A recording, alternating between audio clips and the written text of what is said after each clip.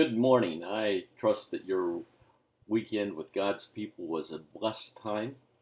My wife and I had the delightful pleasure of returning to a church that we pastored a number of years ago for their 50th anniversary. What a joy it is to see that church thriving. When we arrived there, uh, they were debating whether or not the church should continue. It was in its seventh year, and God has prospered that ministry just phenomenally. We thank God for that.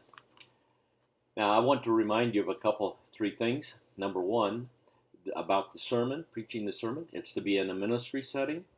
If you cannot do it that way, you need to contact me by email so that we can interact on positive options. And number two, that you can use notes or manuscript. I don't recommend a manuscript, but you can if you want to. So that's two important things. The third thing I want to remind you about is that your initial post on the discussion board needs to be 300 words or more. And the interactive post with at least two of your peers, each of those two need to be a minimal at least 100 words. Now, you can have 10 that are less than 100. You just need to be certain that you have two that are at least 100 words long. Now, I will give you the opportunity this week, and this week only, to go back and enhance your initial post, or to make those two 100-word posts by this evening, 11:59 Chicago time. So that's important. And then the other aspect of discussion boards, I love creativity. That's kind of warp and woof of who I am.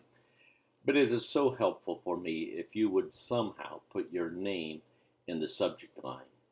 It can be Beatty DB2 or DB2 Beatty. It could be Beatty from Indiana or whatever. I'm not from Indiana, but you get the idea. I will give you mercy this week. Next week, the second week, no. So that's there will be points deducted if you don't put your name in the title.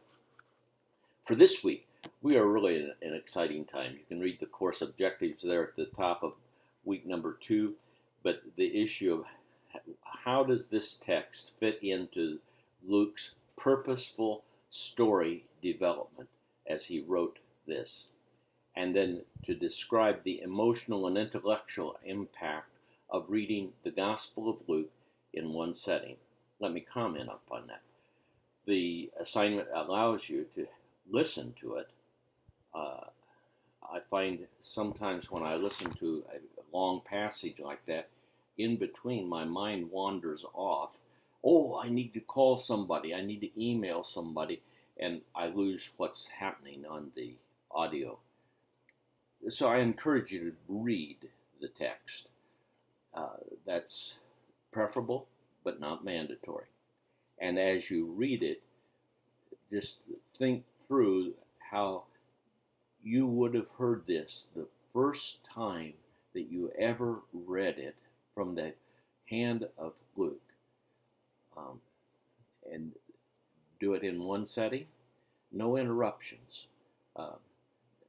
Ask your family to leave you alone for a few minutes, or get up early before they're up and around, but tell them in the morning I'm going to be reading the Gospel of Luke for my course, and I can't be interrupted. You need to find that time to do it and to read it thoughtfully and progressively, and then the first assignment is to present a 2 to 3 minute video. Obviously, you're going to need to give me the link to get to it. You can read the details of the assignment in Blackboard. You need to describe your anticipated preaching audience. And then the discussion board, you are to describe how your assigned text fits into Luke's storyline. Now, again, the details are there in the discussion board assignment in Blackboard. So, have a great week. This is going to be a fun time for you. I have done this matter of reading a text in one setting, a book in one setting before I begin to preach it many times and have found it so encouraging. God bless you. Keep walking with the Lord. That's a key ingredient to spiritual vitality. God bless you.